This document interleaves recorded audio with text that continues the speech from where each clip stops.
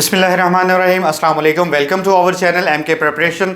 My self Mohammad Azam Mukhtar from education department. और आज हम डिस्कस करने जा रहे हैं testing measurement and evaluation lecture number 1, जिसमें हम डिस्कस करेंगे आइटम एनालिसिस के बारे में।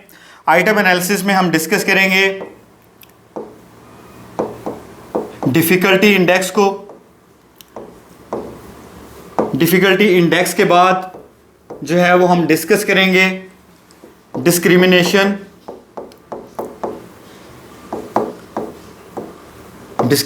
इंडेक्स को डिस्कस करेंगे। और उसके बाद आइटम एनालिसिस में हम फाइनली डिस्ट्रैक्टर्स जो है वो उनको डिस्कस करेंगे। गैसिंग करेक्शन फार्मूला को डिस्कस करेंगे और IQ जो है वो क्वेश्चन उसको डिस्कस करेंगे। तो चलिए चलते हैं टॉपिक की जानिब। आइटम एनालिसिस क्या होता है? Item analysis is done to analyze the items of a test whether they are fulfilling the objectives of the test or not। Item analysis इसलिए किया जाता है ताकि हम बता सकें कि जो टेस्ट है जिस मकसद के लिए वो बनाया गया है क्या वो उस मकसद को पूरा कर रहा है। अगर तो वो उस मकसद को पूरा कर रहा है, इट मीन टू से जो आपका टेस्ट जो है वो वैलिड है। अगर वो उसके ऑब्जेक्टिव्स को मीट नहीं कर रहा तो जो है वो आपकी जो टेस्ट की आइटम्स हैं वो केपेबल नहीं है, उनको जो है वो आपको चेंज करना चाहिए। It analyses the appropriate level of difficulty and effectiveness of distractor. इसके अलावा आइटम एनालिसिस में हम जो है वो लेवल ऑफ डिफिकल्टी के आइटम जो हमने टेस्ट में शामिल की है, आया कि उसका डिफिकल्टी लेवल क्या है, आइटम जो है वो इजी है या डिफिकल्ट है, उसको शामिल किया जाए या ना किया जाए। इसके अलावा हम डिस्ट्रैक्टर को भी जो है वो इसमें डिस्कस करते हैं।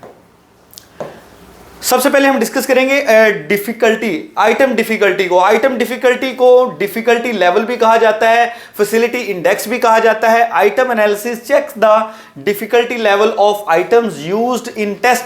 It steps include. Item analysis में हम क्या करते हैं, डिफिकल्टी लेवल जो है हम उसको डिस्कस करें तो आइटम का डिफिकल्टी लेवल क्या है, आया कि आइटम इजी है या डिफिकल्ट है, इसके स्टेप्स क्या हैं। तो सबसे पहला जो इसका स्टेप है, it arrange papers in order highest to lowest score. इसमें हमने क्या करना है कि जो हमारे हाईएस्ट और लोएस्ट अचीवर्स हैं उनको हमने अरेंज कर लेना है। Select the papers with 25% high score achievers and 25% low score achievers। इसमें जो 25% हमारे हाई अचीवर्स हैं हम उनको ले लेंगे और 25% जो लो स्कोर अचीवर्स हैं हम उनको ले लेंगे। हम मिसाल ले लेते हैं, जैसे हमारे पास टोटल जो है वो 80 जो है वो स्टूडेंट्स हैं। 80 स्टूडेंट्स में हमने जो है वो सबसे पहले तरतीब दे ली कि ये हमारे हाई अचीवर्स हैं, ये लो अचीवर्स हैं। उसमें जो है 25% हाई अचीवर्स उनका डाटा ले लेंगे, वो हमारे पास जो है वो 20 आ जाएंगे 80 में से, और 25% जो लो अचीवर्स जो नीचे आ रहे हैं उनको ले लेंगे, 20 जो है वो हमारे पास वो हो जाएंगे। जो दरमियान का 50% डाटा है हम उसको एक्सक्लूड कर देंगे, निकाल देंगे इसमें से। नेक्स्ट है 50% in between highest and lowest will be excluded. 50% data जो इसके दरमियान में होगा हाई और लो अचीवर्स के दरमियान, उसको हम निकाल देंगे इसमें से। Calculate correct response of high and low achievers. तो उसमें से हमने फिर बाद में कैलकुलेट करना है करेक्ट रिस्पॉन्स जो कि हाई और लो अचीवर्स का है। इसी एग्जाम्पल की हम बात करें, suppose total students 80, high achievers 20, लो अचीवर्स 20। तो मैंने पहले भी आपसे डिस्कस किया, हमने एग्जांपल के तौर पे 80 स्टूडेंट्स का डाटा लिया। सबसे पहले हमने उसको अरेंज कर लिया। अरेंज हमने कैसे करना है, हाई अचीवर्स ऊपर रखेंगे, लो अचीवर्स नीचे आ जाएंगे। उसमें से हमने जो है वो 25% हाई अचीवर्स ले लेने हैं। 25% हाई अचीवर्स कौन से होंगे, जो ऊपर वाले स्टूडेंट्स होंगे, और 25% लो स्टूडेंट जो नीचे वाले स्टूडेंट्स होंगे उनका डाटा ले लेंगे। तो ये हमारे पास 20 और 20 आ जाएंगे। उसके बाद ये टेबल को देख लें अच्छी तरह से। इसमें जो है वो हाई अचीवर्स हमें 20 दिए गए हैं, लो अचीवर्स जो है वो हमें 20 दिए गए हैं। टोटल हमारे पास जो स्टूडेंट्स हैं वो हैं 40। और ये रिस्पॉन्स ऑप्शन है, जैसे हम MCQs में, मल्टीपल चॉइस क्वेश्चन में हम MCQs को डिस्कस करते हैं, उसकी 4 ऑप्शन होती हैं A, B, C, D।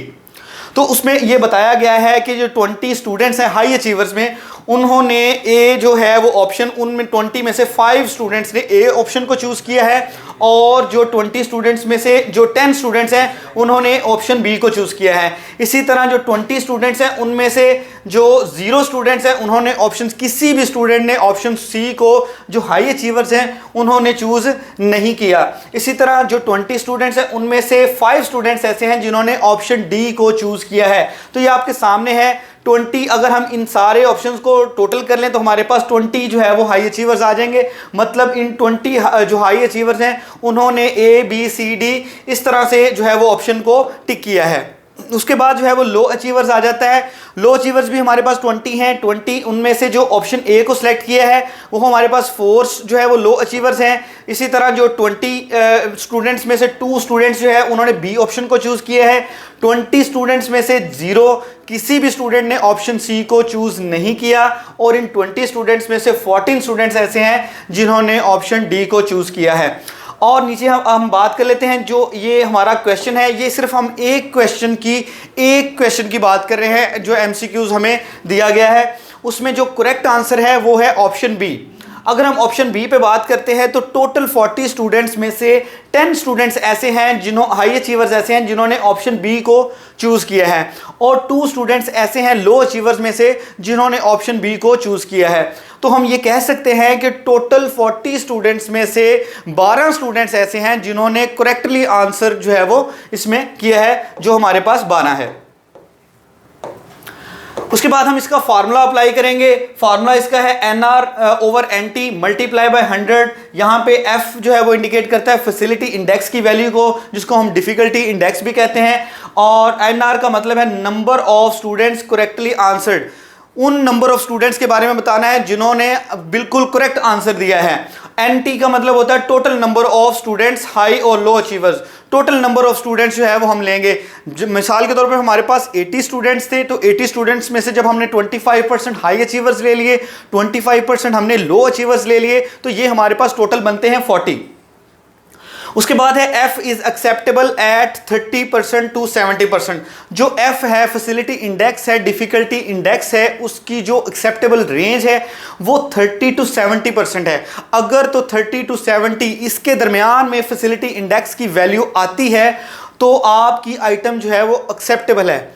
जो है अगर तो 70% से ऊपर की तरफ चली जाती है तो इसका मतलब है कि आइटम जो है वो आपके टेस्ट की बहुत आसान है, और 30 से जब नीचे आती है तो इसका मतलब है कि आपकी टेस्ट आइटम जो है वो डिफिकल्ट है। हम इसका जो है वो फार्मूला अप्लाई कर लेते हैं ताकि आपको इसकी मजीद समझ आ जाए।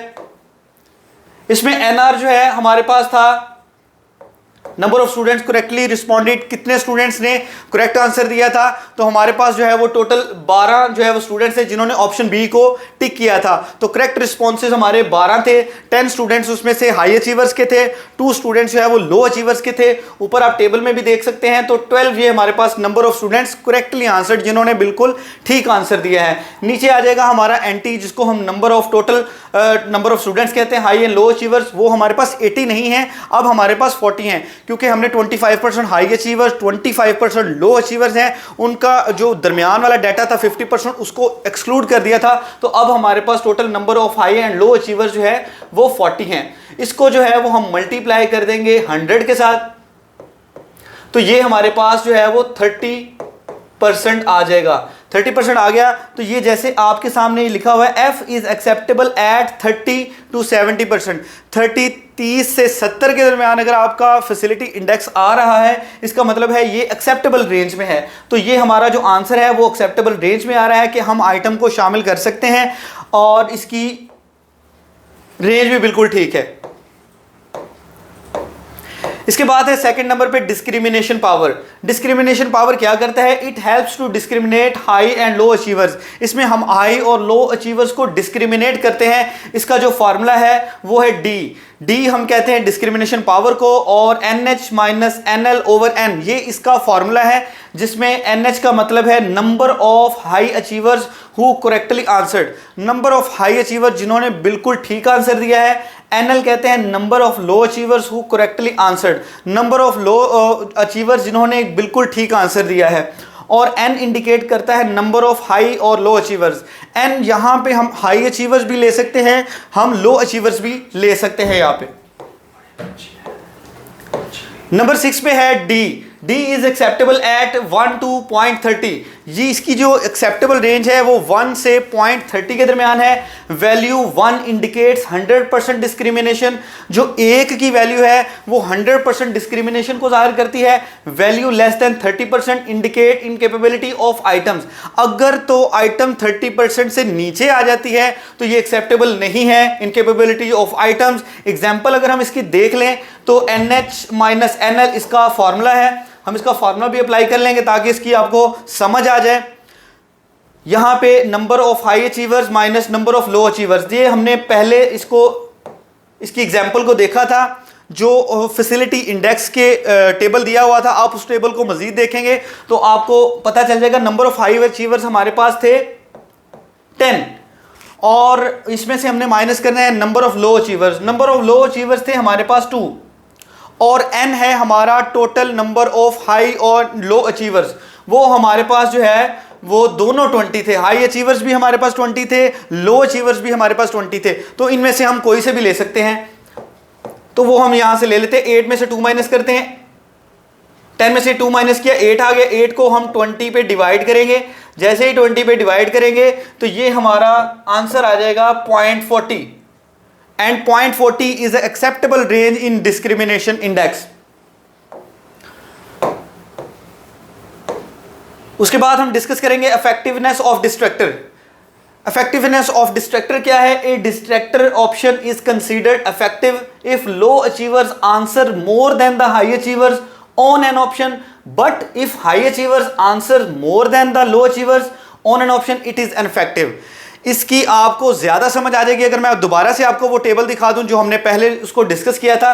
अगर किसी ऑप्शन में लो अचीवर्स जो है वो ज्यादा आंसर करते हैं हाई अचीवर्स की निस्बत, तो उसको हम कहते हैं कि वो डिस्ट्रैक्टर जो है वो इफेक्टिव है। लेकिन अगर हाई अचीवर्स उस ऑप्शन पे ज्यादा जो है वो टिक करते हैं तो हम कहते हैं कि जो डिस्ट्रैक्टर है वो इनफेक्टिव है। ये आप एग्जाम्पल में देख लें जो हमने पहले टेबल बनाया था।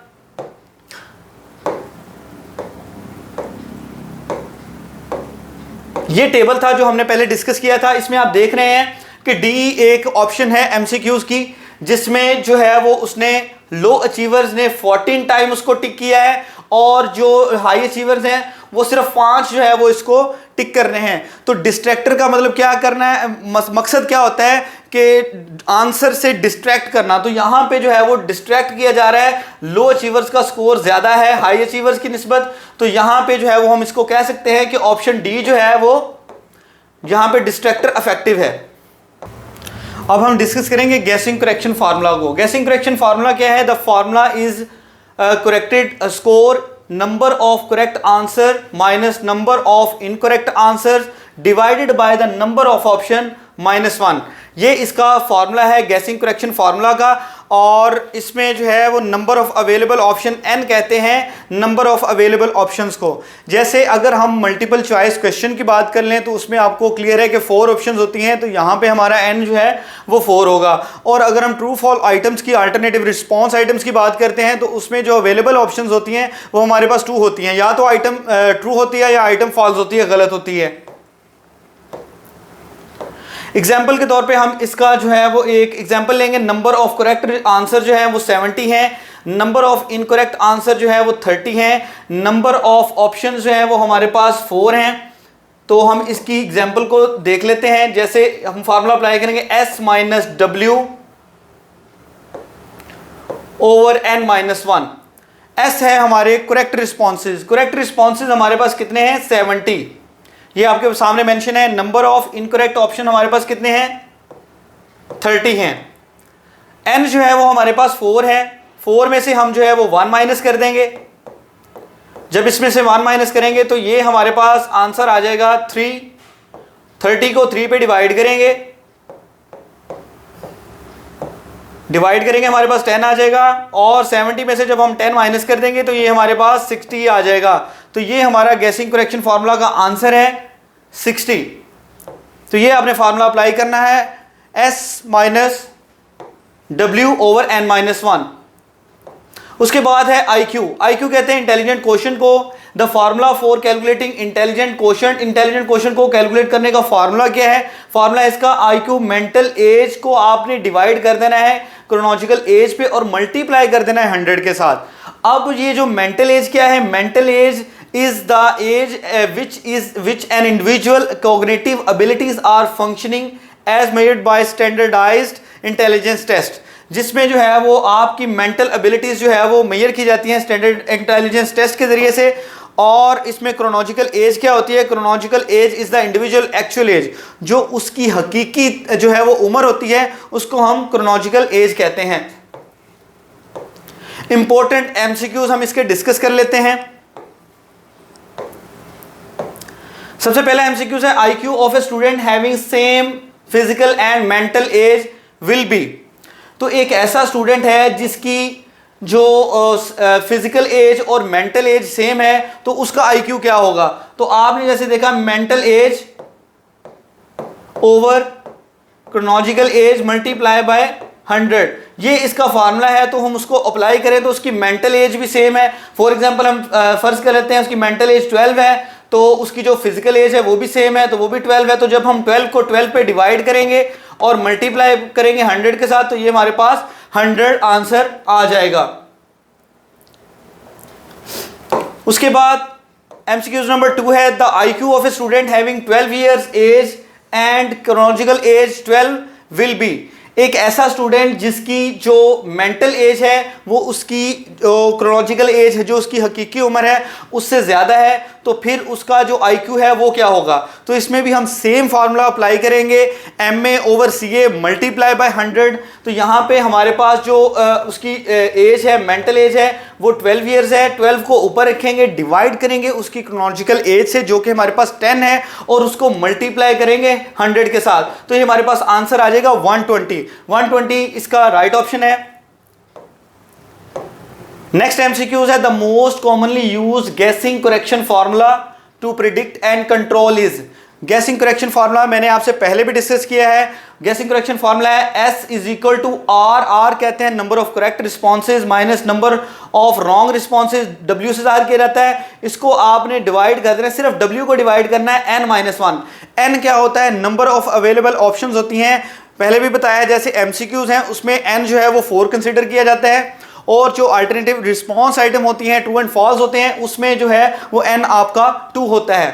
तो ये इसका राइट आंसर ऑप्शन C है। नेक्स्ट एमसीक्यूज है the score of a student getting 70 score and 30 correct answers in true false items by applying guessing correction formula will be. यहां पे आपने गेसिंग करेक्शन फार्मूला अप्लाई करना है। वो बता रहा है कि जो आपकी ऑप्शंस यहां पे दी हुई हैं वो ट्रू एंड फॉल्स की आइटम्स हैं और उसमें से आपने जो है वो 70 बिल्कुल करेक्ट लगाए हैं और 30 आपके इनकरेक्ट हैं। तो आपका गेसिंग करेक्शन फार्मूला को जब हम अप्लाई करेंगे उसके अकॉर्डिंग आंसर क्या आना चाहिए? तो यहां पे हम क्या करेंगे? उसका फार्मूला अप्लाई करेंगे S is equal to R minus W over n-1।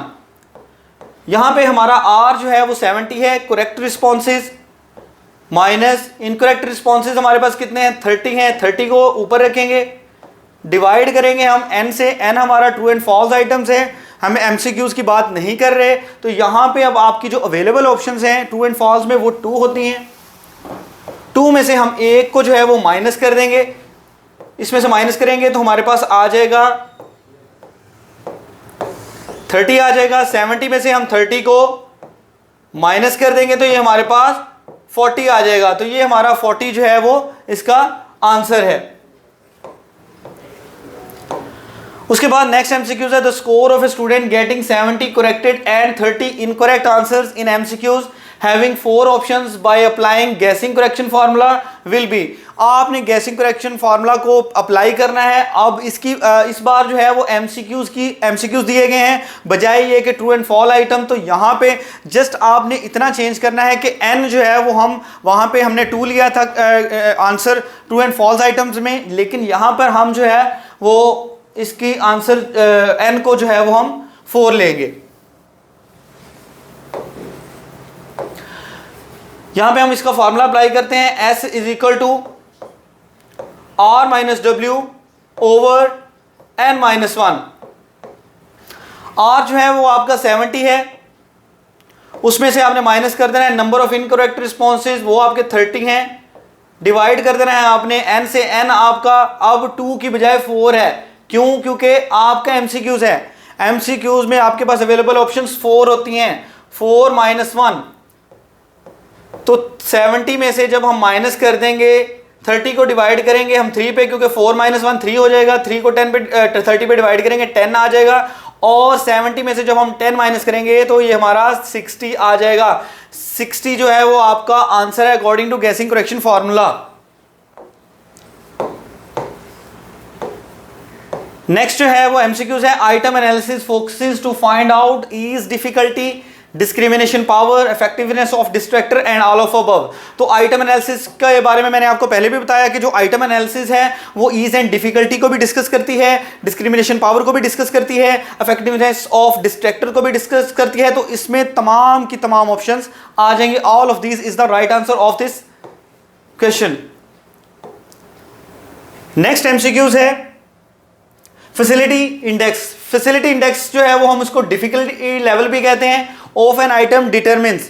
तो ये क्या डिटरमिन्स करती है? Option A ease and difficulty, option B discrimination power, option C effectiveness of distractor and option D all of above. तो जो facility index है वो हमें बताता है कि आइटम कितनी जो है वो डिफिकल्ट है, कितनी ईज है, उसके अकॉर्डिंग जो है वो हम उसको सेट करते हैं।